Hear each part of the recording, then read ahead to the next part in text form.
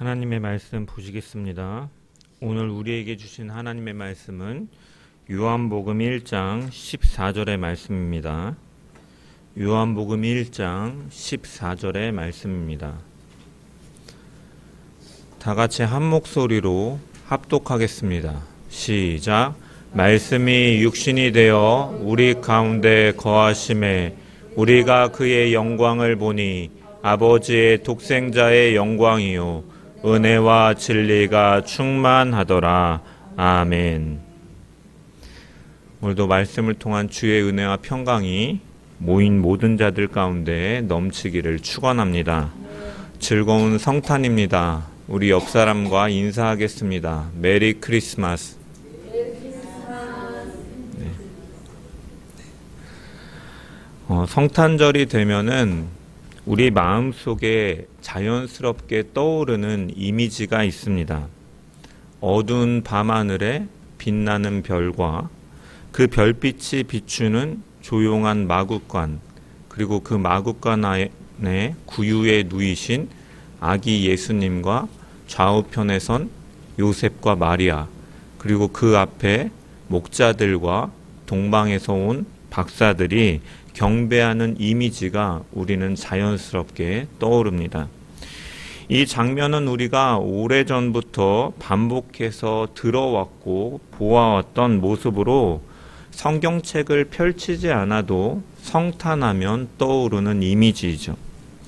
이러한 성탄의 이미지는 마태복음과 누가복음을 통해서 우리가 받아들이고 있는 것입니다. 마태복음과 누가복음은 요셉과 마리아의 이야기를 통해서 그가 동정녀의 몸을 통해 성령으로 잉태되었음을 증언합니다. 베들레헴이라는 작은 동네, 구유에 누이신 아기 예수, 그리고 그날 밤에 양을 치던 목자들과 동방에서 온 박사들의 경배까지 예수 그리스도의 탄생 이야기를 마태복음과 누가복음은 아주 구체적으로 전해줍니다. 그래서 우리는 이 성탄을 생각할 때 자연스럽게 아기 예수님의 탄생 이야기를 먼저 떠올리는 것이죠. 그런데 우리가 읽은 요한복음은 조금 다르다라고 할 수 있습니다. 요한복음은 마리아나 요셉의 이야기가 나오지도 않고 천사라든지 별, 그리고 목자나 동방 박사들도 나오지 않고 이 아기 예수님의 탄생 장면을 단 한 줄도 기록하고 있지 않기 때문입니다. 그렇다면 요한이 그 이야기를 몰라서 기록하지 않았는가? 요한은 제자들 가운데서도 예수님의 공생의 사역 시작점, 이른 시점에 예수님을 따르기 시작한 제자입니다. 이에 비해서 마태복음을 기록한 마태는 예수님의 공생의 사역 중반부쯤에 부름을 받은 제자이고, 누가는 12제자도 아니었고, 사역적인 시점으로 보면 바울의 2차 선교 여행 시점부터 그가 바울과 함께하였음을 보게 되죠. 그러므로 요한은 마태나 누가보다도 더 이른 시점부터 예수님을 훨씬 가까이에서 본 자입니다. 그럼에도 불구하고 성령의 감동 속에서 그가 요한복음을 이렇게 기록한 것은 성탄을 다른 시점에서 강조하고 있기 때문입니다. 마태와 누가는 그분이 어떻게 오셨는가를 보여준다면 요한은 그분은 누구신가, 그분은 왜 오셨는가를 강조하고 있습니다. 그래서 요한복음은 탄생 이야기가 아니라 선언으로 시작합니다. 말씀이 육신이 되어 우리 가운데 거하심에 우리가 그의 영광을 보니 아버지의 독생자의 영광이요 은혜와 진리가 충만하더라. 아멘. 이 한 절 안에 성탄의 모든 신학이 담겨 있습니다. 성육신의 신비가 들어있고 하나님의 임재가 들어있고 구원의 영광과 은혜가 다 담겨 있는 것이죠. 그래서 성탄은 단순히 한 아기가 태어난 날이 아니라 영원하신 하나님께서 인간의 역사 속으로 들어오신 사건이다라고 요한복음은 증언하고 있습니다.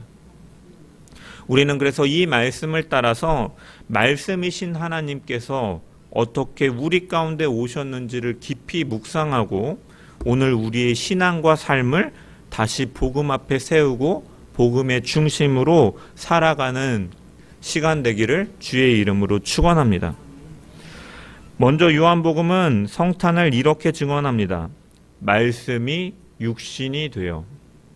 이 짧은 한 문장은 기독교 신앙의 가장 중요한 신비를 담고 있고 동시에 사람들에게 있어서 당시의 사람들에게 있어서 가장 충격적인 선언입니다. 여기서 말씀은 단순히 하나님의 음성이나 명령을 가리키는 의미의 단어가 아닙니다. 요한복음 1장 1절은 이렇게 말씀합니다. 태초에 말씀이 계시니라.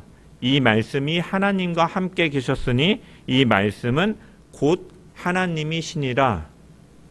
즉 태초 세상이 있기 전 영원의 자리에서부터 이 말씀이 계셨다. 그리고 이 말씀이 예수 그리스도를 가리키기에 이 예수 그리스도는 태초부터 하나님과 함께 계신 하나님이시다라고 선언하는 것이죠. 특별히 요한복음을 보면 이 말씀이라는 단어를 자주 사용하는데 이 단어는 헬라어로 로고스라는 단어입니다. 그리고 이 단어는 로고스라는 말은 당시의 사람들에게 매우 익숙한 단어입니다. 헬라인들에게 있어서 로고스라는 단어는 우주를 움직이는 어떠한 신적인 작정, 이 세상을 움직이는 근본적인 원리, 그리고 모든 것이 우연이 아니라 의미와 목적을 가지고 움직이게 하는 배후의 힘이라고 이해하고 있습니다. 그래서 헬라인들이 요한복음을 딱 읽기 시작하면 태초에 말씀이 계시니라 라는 이 문장을 보고 그들은 아마도 이렇게 생각하는 것이죠. 아, 우주의 질서, 우주를 돌아가게 하는 이면의 원리에 대한 이야기를 하는 책이구나 라고 그들은 이해하는 것이죠. 그런데 요한복음은 그 익숙한 단어를 가지고 전혀 다른 방향으로 이끌죠. 그 말씀이 육신이 되었다라고 선언합니다. 헬라인들에게 이 선언은 도저히 상상할 수 없는 말이죠. 우주를 움직이는 원리가, 그 영원한 질서가, 신적 이성이 사람이 되었다라고 말하고 있기 때문이죠. 그렇다면 유대인들에게는 어떻습니까? 유대인들에게도 마찬가지입니다. 태초에 말씀이 계시니라.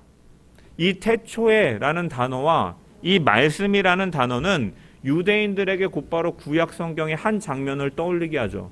바로 창세기 1장의 말씀입니다. 태초에 하나님이 천지를 창조하시니라. 하나님이 이르시되 빛이 있으라 하시니 빛이 있었고, 태초부터 계신 하나님이 천지를 창조하셨고 그분의 말씀으로 세상이 시작되었다라고 성경은 시작하죠. 그런데 요한복음은 태초부터 그 말씀이 하나님과 함께 계셨고 그 말씀이 곧 하나님이셨다라고 이 선언하고 그 말씀이 예수님이라고 증거함을 통해서 이 선언만으로 유일신 신앙을 가지고 있는 유대인들에게는 큰 충격으로 다가올 수밖에 없는 것이죠.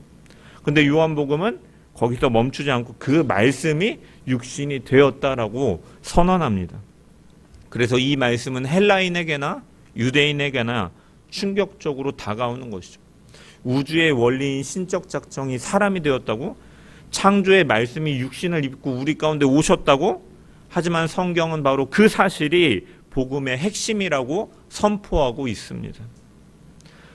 성탄, 이 하나님께서 우리 가운데 육신의 옷을 입고 오신 이 성육신은 하나님께서 인간의 삶을 잠시 체험해 보시기 위해 오신 사건이 아닙니다.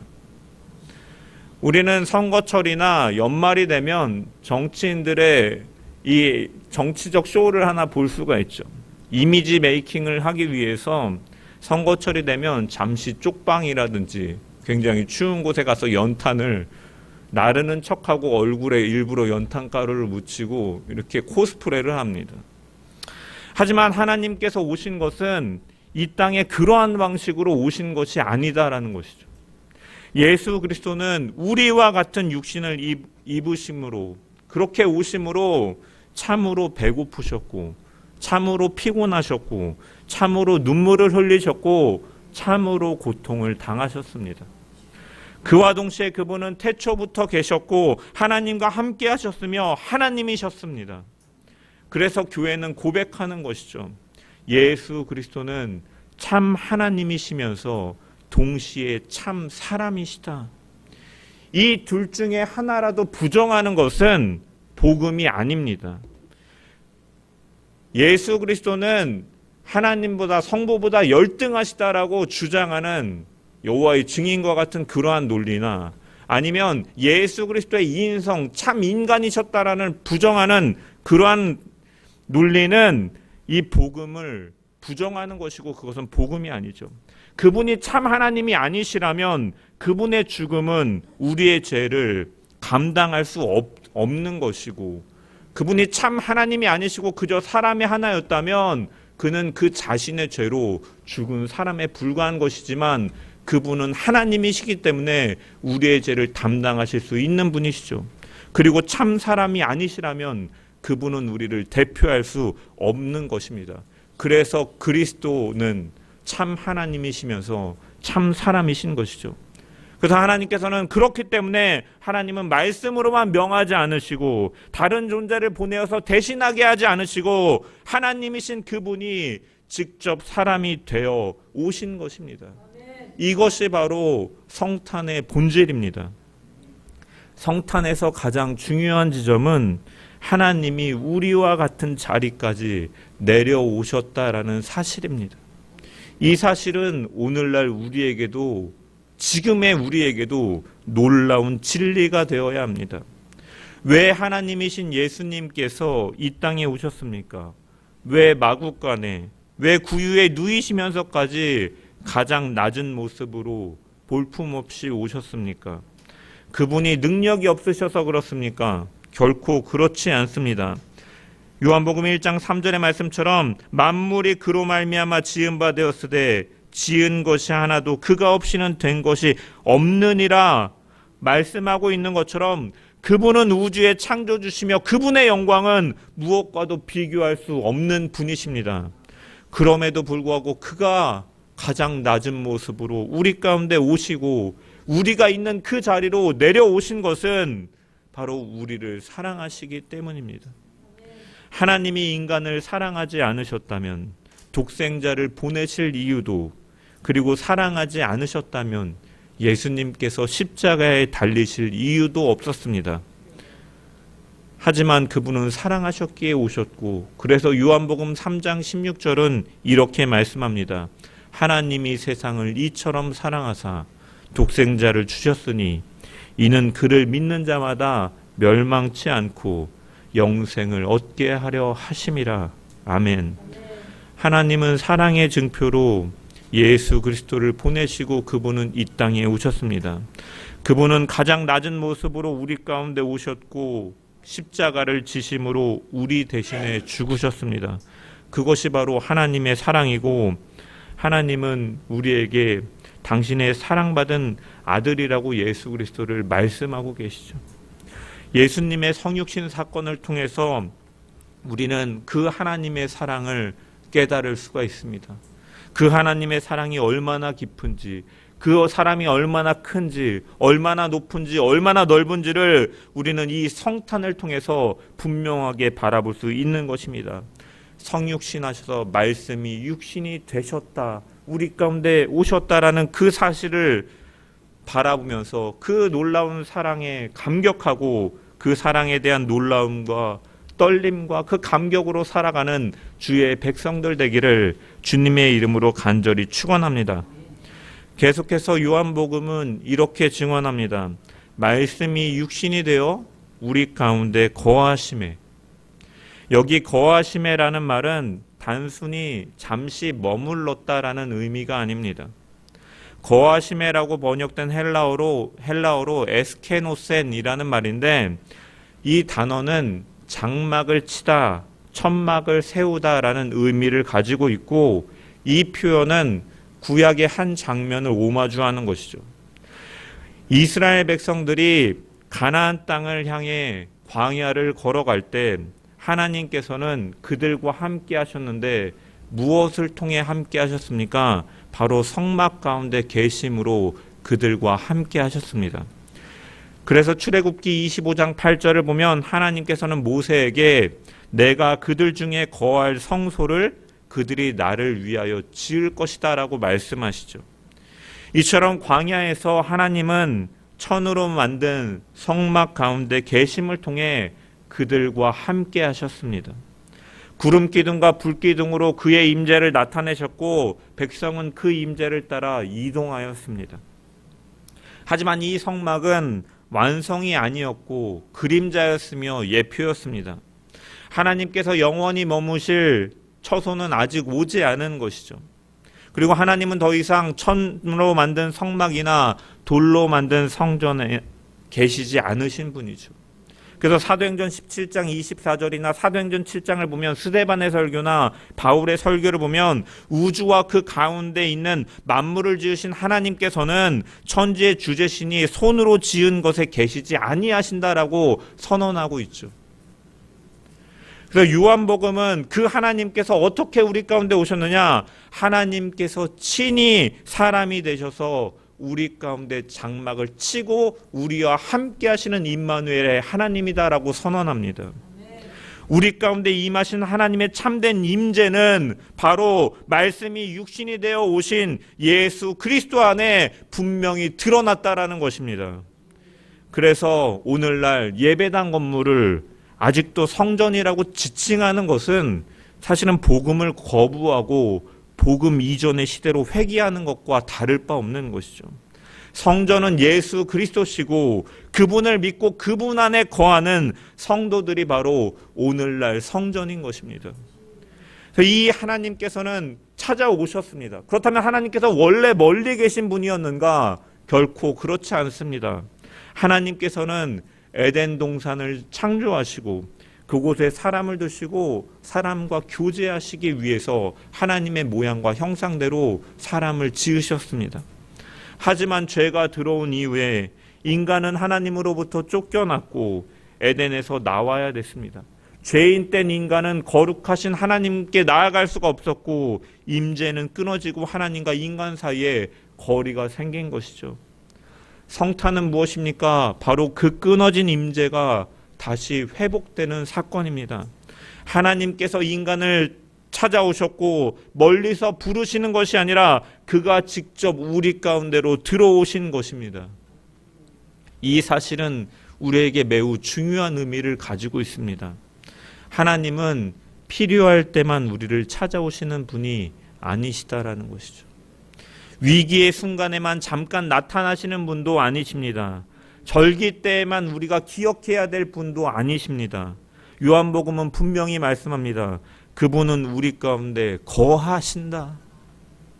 육신이 되어 함께 사셨고 같은 공간을 공유하셨고 같은 삶의 무게를 지고 걸어가셨고 그래서 예수 그리스도의 삶에는 일상이 있었습니다. 식사하는 모습이 있었고 길을 걸으시는 모습이 있었고 때로는 피곤하여서 쉬시는 모습도 있었던 것이죠. 그런데 그 임재, 그 우리와 함께하는 그 삶의 그 모습이 그렇다면 승천하신 이후에는 없느냐? 결코 그렇지 않다라는 것이죠. 일시적인 것이 아닙니다. 예수님께서는 뭐라고 말씀하셨습니까? 내가 세상 끝날까지 너희와 항상 함께 있으리라 말씀하셨고 부활 이후에도 성령을 통해 우리 가운데 거하시는 하나님이신 줄 믿습니다.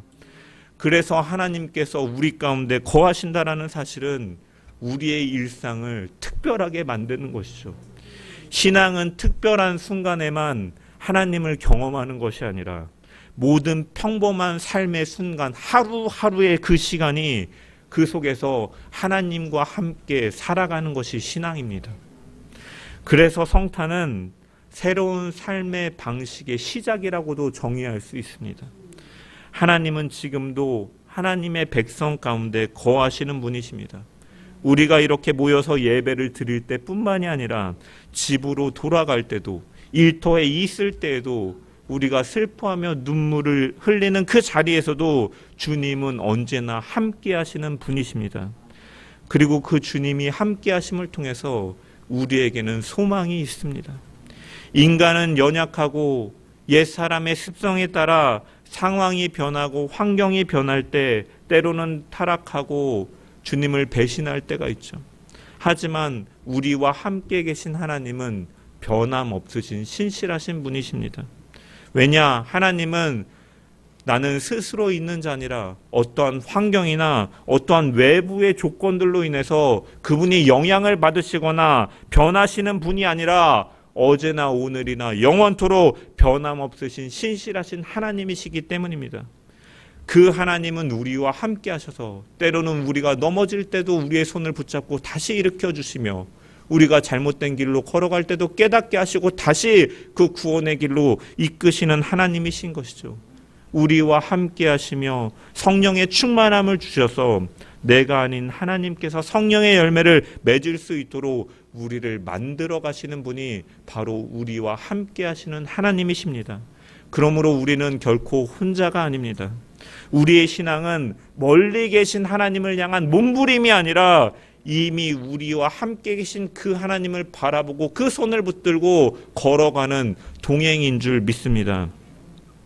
우리는 종종 하나님이 멀리 계신 것처럼 생각하며 살아갑니다. 하지만 성경은 분명히 말씀합니다. 하나님은 우리를 떠나신 적이 없으시다라는 것이죠. 우리가 느끼지 못할 뿐이지 주님은 여전히 우리 가운데 거하십니다. 우리가 넘어질 때에도, 마음이 무너질 때에도, 믿음이 흔들릴 때에도 주님은 우리 곁에 계시고 우리를 붙드시고 우리를 이끄시고 우리를 변화시키시는 분인 줄 믿습니다. 그 주님과 동행하는 하루하루가 성도 여러분의 삶 속에 참된 소망과 위로가 되기를 주의 이름으로 간절히 축원합니다. 계속해서 요한복음은 이렇게 증언합니다. 우리가 그의 영광을 보니 아버지의 독생자의 영광이요 은혜가 진리가 충만하더라. 말씀이 육신이 되어 우리 가운데 거하셨는데 그분을 통해서 그 안에 하나님의 영광이 드러났다라고 선언합니다. 여기서 우리가 먼저 짚어야 될 것은 성경이 말하는 영광은 우리가 흔히 생각하는 영광과 다르다는 점입니다. 우리는 영광이라고 하면 빛나고 화려하고 압도적인 모습을 떠올립니다. 사람들의 시선을 한몸에 받는 장면, 능력과 권세가 드러나는 순간을 생각합니다. 하지만 하나님의 영광은 그러한 방식으로 나타나지 않았습니다. 그분의 영광은 가장 낮은 자리, 말구유에서 시작하셨습니다. 가난하고 초라한 모습으로 오신 예수 그리스도 안에서 하나님의 영광이 드러났다라고 성경은 말씀합니다. 누가복음 2장 7절을 보면 외양간에서 태어나신 예수님께서 구유를 침대로 삼으셨음을 말씀합니다. 구유는 동물들의 밥통이죠. 저희 집도 아이들 때문에 개를 키우는데 그 개가 먹은 자리를 보면은 더러워요. 만지기도 싫어요. 그 닦으려고 해도 저는 이 끄트머리를 잡고 더러워서 만지기 싫어갖고 이렇게 물로 이렇게 먼저 헹구고 그 다음에 거품을 내서 닦는데 굉장히 더러운 통이고 이 구유가 보여주는 것은 무엇입니까? 상징적으로 보면 인간이 거할 수 있는 가장 비천한 곳. 그래서 그것보다 더 아기가 누이기에 못한 곳을 찾기가 쉽지 않은 곳이 바로 구유인 것이죠. 그런데 예수님께서는 바로 그런 비천한 곳에서 태어나셨다라는 것이죠. 그리고 그분이 그렇게 오신 것은 이 세상의 그 어떠한 비천한 사람도 그 마음도 그분은 이해하시고 도우시기 위해서 가장 높으신 그분께서 가장 낮은 자리에 오심을 통해서 모든 자를 공감하시고 이해하시고 도우기 위하여 오셨다라는 사실입니다. 특별히 요한복음에서는 이 하나님의 영광의 절정을 무엇으로 말씀합니까? 바로 십자가로 말씀합니다. 요한복음 12장 23절을 보면 예수님께서는 십자가를 앞두고 이렇게 말씀하셨습니다. 인자가 영광을 얻을 때가 왔노라. 또한 27절과 28절을 보면 지금 내 마음이 괴로우니 무슨 말을 하리요? 그러나 내가 이를 위하여 이때에 왔나이다.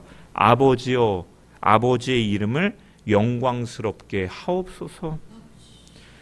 십자가는 하나님의 계획에서 영광의 도구라고 말씀하고 계시죠. 하나님의 영광을 드러내는 자리이다라고 말씀하시는 것입니다. 사람들이 보기에는 십자가는 수치스럽고 가장 참혹한 자리이지만 하나님은 그 십자가에서 자신의 영광을 드러내셨고 하나님이 어떠한 분이신지를 가장 확실하게 드러내셨다라고 성경은 말씀합니다. 그렇다면 하나님은 어떠한 분이십니까? 14절의 마지막에 은혜와 진리가 충만하신 분이시다라고 말씀하죠. 은혜만 있는 하나님이라면 죄를 가볍게 넘기시는 분이 되고, 진리만 있는 하나님이라면 우리는 모두 그분 앞에서 정죄를 받고 설 수가 없게 됩니다.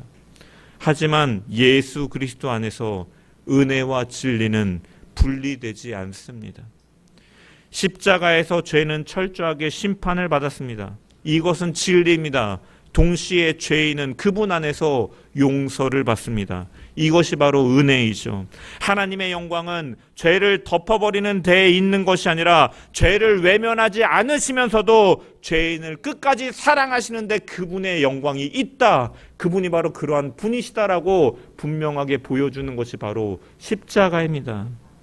성육신 하셔서 우리 가운데 오시고 아버지의 영광을 드러내신 분에 대해 우리가 그의 영광을 보았다라고 표현하는 것은 하나님이 누구신지를 그 독생자 예수 그리스도, 그분이 지신 십자가를 통해 분명하게 알게 되었다라는 고백입니다. 우리가 그의 영광을 보니 라는 표현은 십자가를 통해 내가 하나님이 어떠한 분이신지를 확실하게 알게 되었다. 우리는 알게 되었다라는 선언인 것이죠. 예수 그리스도를 통해서 하나님이 어떤 분이신지, 하나님이 우리를 어떻게 대하시는지, 우리를 어디까지 사랑하시는지를 분명히 드러내셨습니다. 그래서 성탄은 단지 예수님이 오신 사건이 아니라 하나님이 자신을 보여주신 사건입니다. 오늘 이 성탄절에 말씀이 육신이 되어 우리 가운데 오신 예수 그리스도 안에서 드러난 하나님의 영광을 다시 바라보는 자들 되기를 소망합니다. 그 영광은 우리의 죄를 덮는 사랑이요, 우리의 삶을 새롭게 하시는 은혜이며 우리를 끝까지 붙드시는 진리인 줄 믿습니다. 그리고 그 성탄의 영광을 본 사람은 이제 그 영광을 따라 살아가는 자들이 됩니다. 말씀 앞에서 자신을 돌아보고 은혜 안에서 다시 일어서며 진리 가운데 한 걸음씩 걸어가는 삶인 줄 믿습니다. 16절의 말씀을 보면 우리가 다 그의 충만한 데서 받으니 은혜 위에 은혜로라 라고 말씀합니다. 영광을 따라 사는 삶이라는 것은 이미 그리스도 안에 충만하게 있는 은혜를 날마다 받아 살아가는 삶이다라는 것이죠. 예수 그리스도 안에는 하나님의 은혜가 고갈되지 않는 충만함으로 담겨 있고, 성도의 삶은 날마다 그 주시는 우리와 함께 하시며 주시는 그 은혜를 의지하는 가운데 넘어질 때마다 다시 은혜로 일어서는 삶이 바로 주님의 영광을 바라보고 그 주님의 영광을 따라 사는 삶인 줄 믿습니다. 성탄의 영광을 본 사람은 그리스도의 충만함을 붙드는 사람입니다. 우리는 이미 충만한 은혜를 받은 사람들입니다. 그리고 앞으로도 그리스도의 충만함에서 계속 은혜를 공급받을 사람들입니다. 오늘 이 성탄절이 우리의 삶이 그 다시 복음의 자리로 돌아오는 거룩한 전환점이 되기를 소망합니다. 말씀이 육신이 되어 우리 가운데 오신 주님을 바라보며 그 주님을 통해서 하나님의 영광을 바라보고 그 영광의 충만함 속에서 우리도 그 영광을 따라 살아가는 복된 성도들 되기를 주의 이름으로 간절히 축원합니다. 말씀을 마무리합니다. 우리는 요한복음의 말씀을 통해서 성탄의 의미를 다시 깨닫습니다. 성탄은 한 아기가 태어난 날이 아니라 말씀이 육신이 되어 하나님께서 자신을 우리에게 보여주신 사건입니다. 보이지 않던 하나님께서 눈으로 볼 수 있게 오셨고, 알 수 없었던 하나님의 마음을 예수 그리스도 안에서 분명하게 드러내 보이신 사건이 바로 성탄입니다. 말씀이 육신이 되셨다라는 것은 하나님께서 인간의 자리까지 내려오신 것입니다. 우리와 같은 자리에 서셔서 우리의 삶을 직접 살아내셨다라는 의미입니다. 아무 공로 없고 자격 없는 우리를 위해서 창조주이시며 태초부터 계셨고 전능하신 분께서 우리와 똑같은 몸을 입고 우리 가운데 오셨습니다. 죄 없으신 분이 죄인의 자리에 서셨고 영광 중에 계신 분이 가장 낮은 자리에 내려오셨습니다. 그리고 그 목적은 바로 우리의 죄를 담당하기 위함이었습니다. 말구유는 우연히 누울 곳이 없어서 누이신 그 자리가 아니라 의도적으로 가장 낮은 자리로 오신 것이고 그 낮아지심 속에서 우리에게 향한 하나님의 사랑을 분명하게 보여주셨습니다. 우리는 이 사랑을 기억하며 살아가는 자들이 되어야 될 줄 믿습니다. 그리고 그 주님이 오신 것은 단지 죄만을 해결하기 위함이 아니라 하나님께서 우리와 함께 하신다라는 사실을 확증하기 위함입니다. 하나님은 멀리 계신 분이 아니시라 우리가 기쁘고 평안할 때에도 아무 일도 일어나지 않는 평범한 하루 가운데서도 그리고 때로는 숨쉬기조차 힘든 만큼 마음이 무너지는 그 순간에도 주님은 우리 곁에 계신 분이십니다. 곁에 계시고 우리를 붙드시고 우리를 다시 일으키시며 시간을 두고 우리 조금씩 우리를 거룩하게 만들어 가시는 분이 바로 우리 가운데 거하시는 하나님이십니다. 우리는 그분 안에서 참된 위로와 평안을 얻으며 그 믿음의 길을 걸어가는 복된 성도들 되기를 축원합니다. 우리는 우리와 함께하기 위하여 이 땅에 오신 그분 안에서 하나님의 영광을 바라봅니다. 그 영광은 화려함이 아니라 십자가에서 드러난 은혜와 진리가 충만한 영광이었습니다. 죄를 외면하지 않으면서도 죄인을 끝까지 품으시는 은혜의 영광이었고 사랑으로 진리를 포기하지 않으시는 진리가 충만한 영광이었습니다. 그 영광이 십자가에서 드러난 은혜와 진리임을 깨닫는 자는 이제는 이전과 같은 방식으로 살아갈 수가 없습니다. 넘어질 때도 있지만 주님은 우리를 버리지 않으시고 연약함이 드러날 때도 있지만 주님은 우리를 포기하지 않으시고 그분은 우리와 함께 하시며 성령 안에서 우리 가운데 역사하시고 우리가 스스로 맺어갈 수 없는 성령의 열매를 맺게 하시는 분이시기 때문입니다. 우리는 그 주님 안에서 주님이 우리 안에 거하신다라는 것은 우리의 하루하루가 이제는 하나님 앞에서 살아가는 하루가 되었다라는 의미이죠. 그렇기 때문에 결코 우리는 이전과 같은 방식으로 살아갈 수가 없는 것이죠. 아무도 보지 않는 자리에서도 작은 선택의 순간에서도 주님이 우리와 함께 하십니다. 그러므로 우리는 함께 하시는 주님께 삶을 맡기는 순종으로 걸어가야 될 줄 믿습니다. 말씀 앞에 다시 서고 은혜 안에 다시 일어나며 진리 가운데 한 걸음씩 걸어나가는 우리 모든 성도들 되기를 주의 이름으로 간절히 축원합니다. 말씀이 육신이 되어 우리 가운데 거하시고 십자가에서 하나님의 영광을 드러내신 우리 주 예수 그리스도의 충만하신 그 은혜가 오늘 예배하는 모든 성도들의 삶 가운데 날마다 흘러넘치고 그 은혜 위에 은혜로 충만한 삶으로 그 은혜를 붙들고 살아가는 복된 성도들 되기를 주의 이름으로 간절히 축원합니다.